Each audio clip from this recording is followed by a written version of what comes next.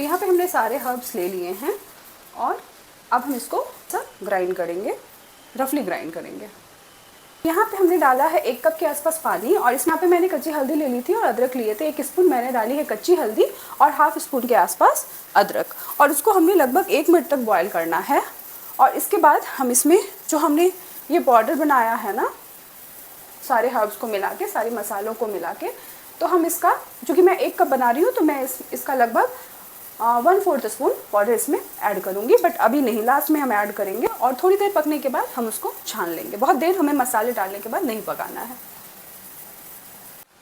ये देखिए यहाँ पे हमारी ये वाली ड्रिंक रेडी है। इसमें हमने डाला है थोड़ा गुड़, आप चाहे तो बिना गुड़ के भी इसको पी सकते हैं, ये बहुत टेस्टी लगता है। और साथ ही साथ हमारी इम्यूनिटी को बूस्ट करता है, कफ कोल्ड को दूर रखता है, थ्रोट इन्फेक्शन, फीवर्स, ये सब में बहुत हेल्पफुल होता है। तो ज़रूर से ये बनाइए वाली ड्रिंक और अपनी डाइट में इस विंटर यूज़ कीजिए।